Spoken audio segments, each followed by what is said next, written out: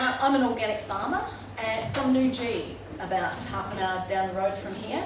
And I grow a whole range of different vegetables, nuts, fruits, and a few cows at my farm with Walter James Brown. And after all these years, I am still absolutely fascinated with the whole growing process. I love being an organic farmer because I love the soil, and it's the soil that's at the heart of what we do. My old man, Freddie Clay, was also a market gardener, taught me a lot of things about the soil. And I remember one day as a little kid, him taking a handful of soil, putting it under my nose and saying, "Sniff that, you can eat it." I didn't really know what he meant, but I kind of figured that out now. We have beautiful soil at New G, a lovely clay loam of volcanic origins that can grow just about anything. It's a rare resource in this country, and as an organic farmer, we're planning to look after that. But by the way, we just don't have good soil at New G. It's everywhere in this region, in the Baw Baw Shire particularly. Arguably some of the best organic soil, or best soil in the country, and I want you and I to help it stay in agriculture. Otherwise, this is our alternative land use.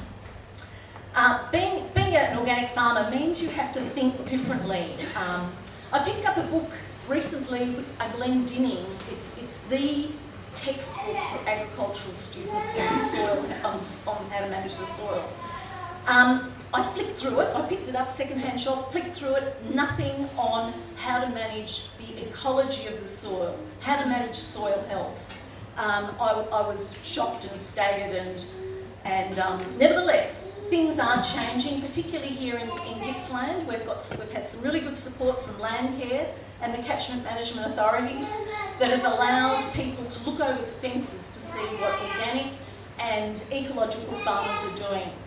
At my place, we're running some trials through Landcare, thanks Pete, looking at green manure crops and how these different types of crops can help the fertility of the soil. This is a photo of, that's not a photo of, too late. Okay, so this is one of the outcomes that we want. This is the nodulation of legumes in an organic veg crop. This is what we're after. We're after the fixation of nitrogen through plants, not through a bag. Back to my love of organic farming. The very best thing about what I do is knowing that what I am growing is going to be appreciated by the people who eat it. People don't have to eat organic food. They choose to eat it for a whole range of reasons. And they want to know that what they're buying is organic. So for me, as a small farmer, organic certification is critical to my business. I'm a small farmer. I've just got 8 hectares or 20 acres in the old money, and we grow about an acre of vegetables. About an acre of vegetables each year, and right now we're growing right through the season.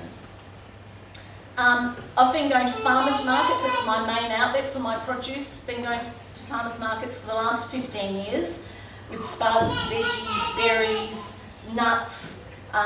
But I have to take my produce through to Melbourne, to the Melbourne farmers markets, and Miranda Sharp's group of markets are where I can, are the ones that are most lucrative for me. You've got the scale, you've got people in Melbourne who are looking for organic produce, and that suits me very well, thank you very much. Over the last few years, our production has increased considerably. Thanks primarily to our workforce. We've had to take on extra people, and Lisa is a very important part of our team now, working permanent part-time, hopefully, Lisa. So that's really important for us. We do supply other local markets. Baw Baw Food Hub is one place that we find. But as a small farmer, we have to get as much money as we can for it. We have to take or seek close to retail price for organic produce as a small farmer. So we have, we're looking at, and as I said, the farmers markets in Melbourne are very good. The regional markets are quite good as well, but there's nothing like taking a ute load full of produce down to Melbourne on a Saturday and coming back with a big fat pocket full of money. We are now, though, looking at a diversification, so we've got a whole range of different products that are, or plants that we've, including avocados, Steve, I'll have a little talk with you later, and lots of other fruit trees that we've put in to increase the diversity of what we're doing. So espaliered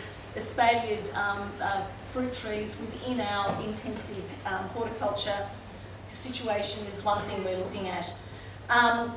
But what we're really, my heart is really though in supplying very locally, and what we're having to do, or what we are going to do, is to set up a farm shop. And I've been really inspired by a number of people, probably in this room, I can't see you, but I know that you're there, who have set up farm shops at roadside or nearby, so that produce can be sold directly to passers-by and locals.